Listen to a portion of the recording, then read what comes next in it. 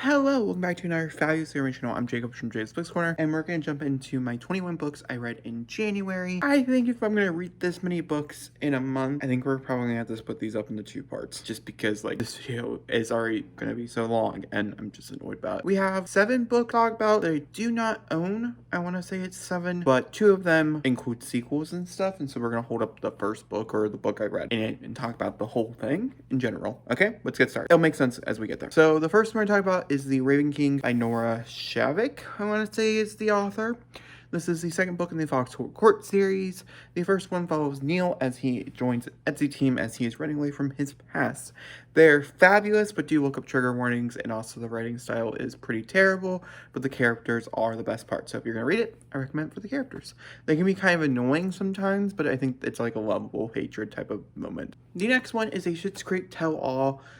This one details how every actor felt about their characters, and basically every episode and things. If you're a huge Schitt's Creek fan, I recommend a lot of TV shows do books like this. This is not very out of the ordinary, and yeah, it was fabulous. I loved it. Yeah, let's talk about the Betty White that I read.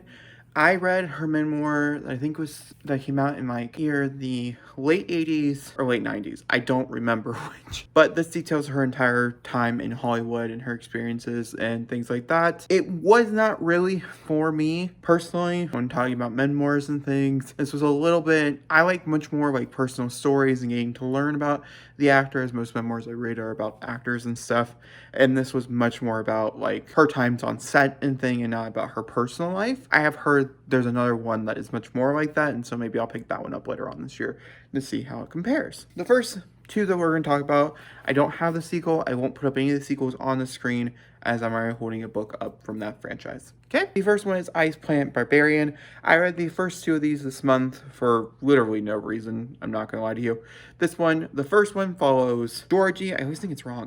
Follows Georgie as she ends up on the ice planet for one reason or the other. You can find out and read the 50 pages yourself. It's an interesting experience. And she ends up meeting Vectel in a very weird way, which is a blue alien. And yes, I enjoyed this. I gave it a 3.5. It is blue alien smut. But there are a few things that I really liked about it. The audiobook is fabulous. Highly recommend if you're interested. I really like Georgie as a character in the first half of the novel. When she started fucking the blue alien, I kind of disliked her a lot because like there's a lot of people who are with her on this planet for a multitude of reasons. She basically just like said fuck them, and it was really rude. And so yeah, Vectel as a character is really possessive and really like he is hers and whole 9 yards. But he's also really sweet and kind in his chapters, and so I actually really ended up liking the character, even if the non-consensual stuff in here is a bit uncomfortable and also, like, he can be very possessive.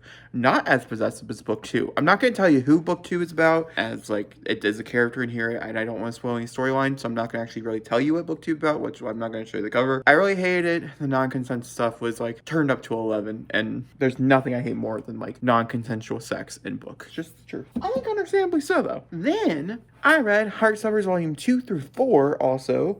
Number 2, I can't really remember what it's about.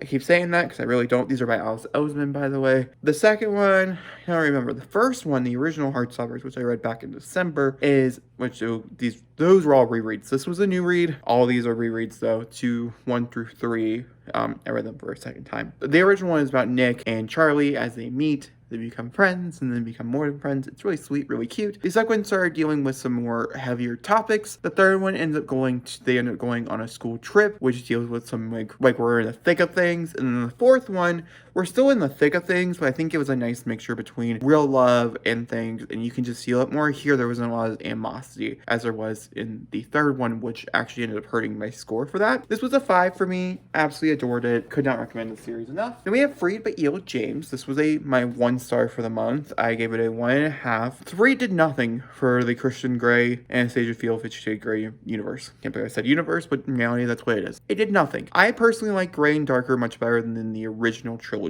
for the series. But I think if you're gonna read those, skip this and just read Fifty Shades Freed. Or watch the movie, which is superior to any of this shit. Dakota Johnson handles that shit so well, and it's superior. This is obviously about weddings and whatnot, and you can say what you want about E.L. James and the idea because it's Twilight fan fiction. She really didn't do anything to hide it. It's not good.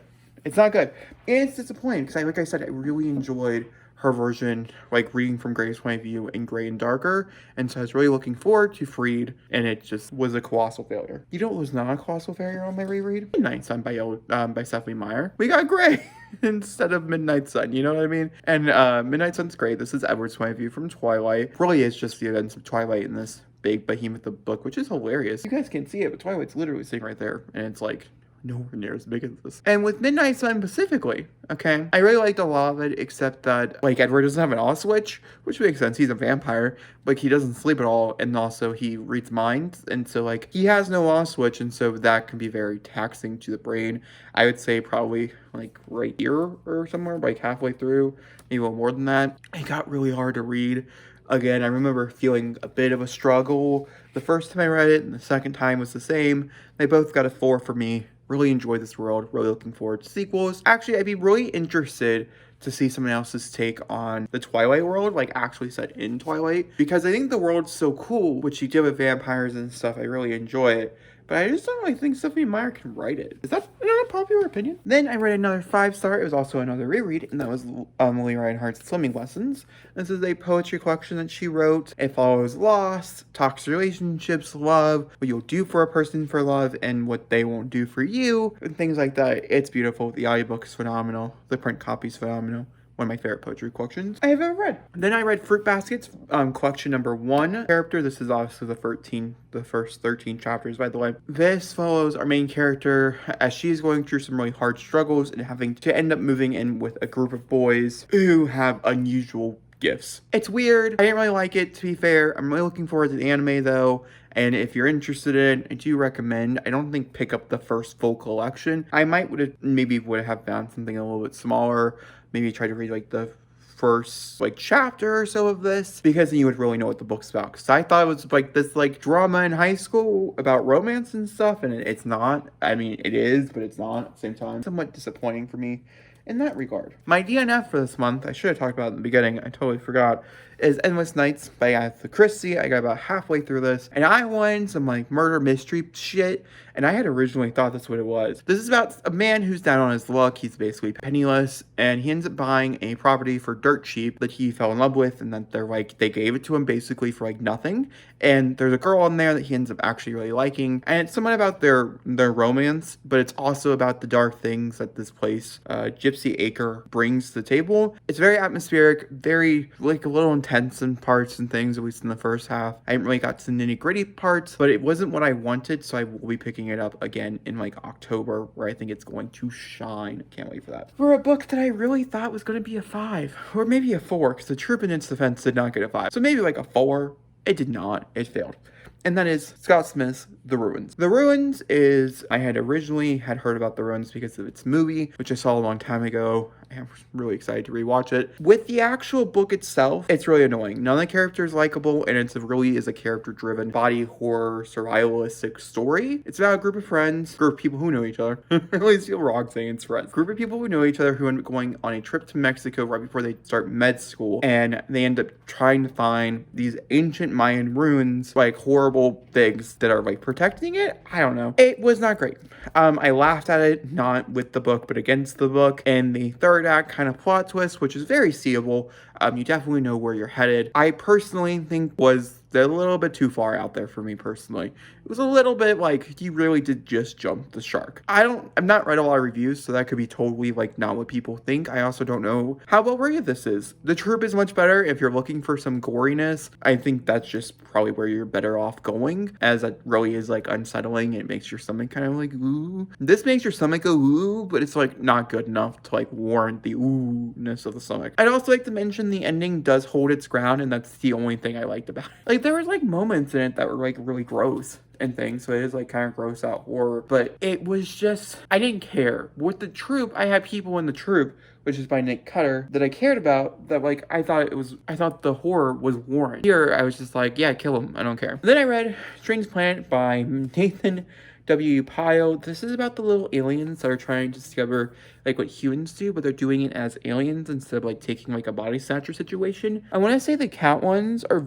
very much, and maybe the emotion ones, I feel like I see those a lot on Twitter. And so the ones that I've seen previously reading one of these, I thought were hilarious, was a great time. Everything else was a very big downer for me personally. I didn't really enjoy any of it. I didn't find it really funny, and I didn't find it interesting or intriguing. And so it actually ended up getting a 2 for me. I think if you're really interested in it, I do recommend ignore my 2 and just go into it with an open mind. You know what I mean? Like, I would say The Ruins is probably like one of the only ones in here that I honestly like truly don't recommend to you. Also Freed. But I think people who read Freed are going to read Freed. I can't tell you not to do that. But The Ruins I can tell you to skip, and that's fine. It is old, so maybe you've already read it. I don't know. Then I read The Death of Francis Bacon by Max Porter. This was a mess of a book. This is a really intriguing premise, though. Like, in its defense, I was there for the whole time. I don't really know how to describe it to you, so I'm just going to read you the inside flap, and then we'll talk a little bit about the interior, but nothing too extreme. A great parent lies on his deathbed, synapses firing, withering and reeling in pleasure and pain as a lifetime of chaotic and grotesque sense memories washes over and envelops him. I can set you up for a great time, personally,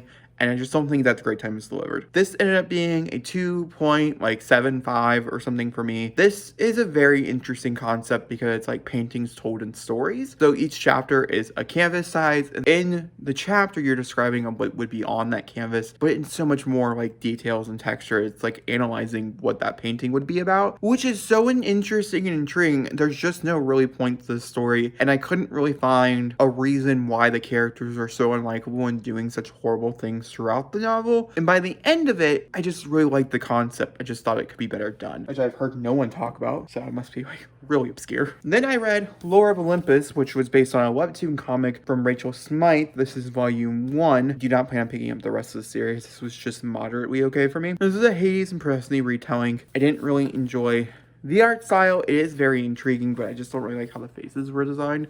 I'm assuming that's a webtoon thing, not like a comic book thing, as I've never done webtoon stuff. If you want me to do webtoon stuff, let me know in the comments down below. I think I'm over Hades and Persephone romances, as they end up always falling short for me, and this one was no different. A lot of people love this. It's very highly rated. A lot of people do read it and think it's a 5, so if you want to read it, be my guest. I mean, I'm never one to tell you not to read something, as like The Ruins could be your next favorite book of all time. You know what I mean? If your tastes are similar to mine, normally we're on the same page, you know? Where the Drowned Girls Go by Sean McGuire.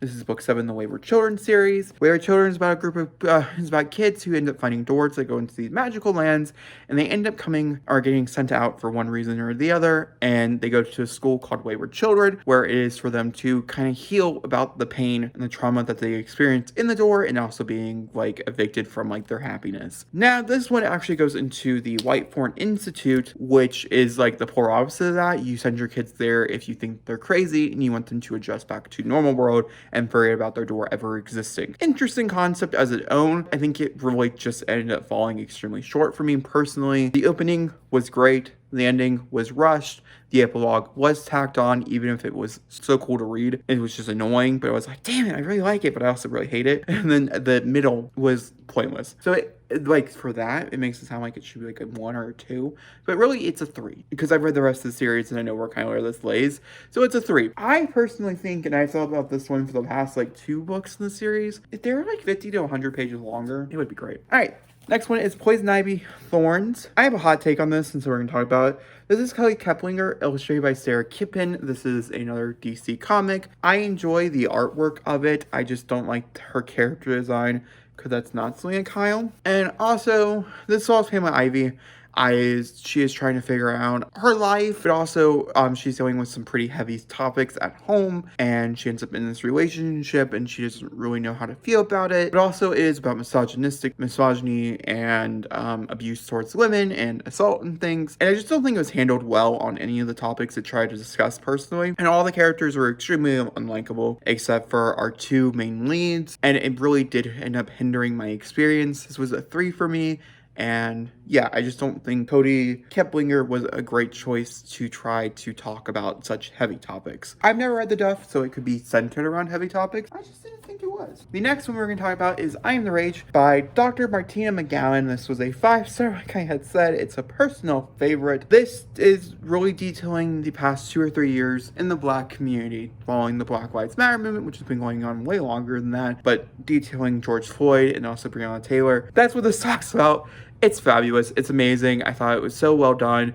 I learned so much, and I always love learning so much, and I felt like it was so well written. Could not recommend I Am the Rage more. I think a lot of people would probably know about it now, just for the simple fact it was part of the Goodreads Choice Award. I don't know how popular the poetry collection is in the Goodreads Choice Award, to be fair, but I feel like a lot of people would probably have heard about it. Then I read Beach Read by Emily Henry. Fucking fabulous. I have a whole blog talking about this, so I'm not going to talk about it too much here. It's my first 5 of the year. It's fabulous. It's amazing. This follows January and Augustus as they end up trading manuscripts. He does not want to write his political family drama, and she doesn't want to write her cutesy HEA romance, and so they end up switching, and he has to write the romance and she has to write the drama. It's a great time. It's a slow burn, but it also, like, it is a slow burn romance. And it's a little enemies to lovers, but I would say it's more like a second chance friends to lovers type of experience. I didn't really get the enemies to lover thing, but that's basically how it's sold to you. It's great. I could not recommend this enough. Or maybe it's opposite attracts. Maybe that's a better trope for that. I'm not really sure. But guys, those are the 21 books I read this month. 22 books? 21, 22 books? Let me know what your guys' favorite book of the month was. How's your first month of reading going? How's your Goodreads goal going? I hope to know all those things in the comments down below. Thank you for watching, and goodbye.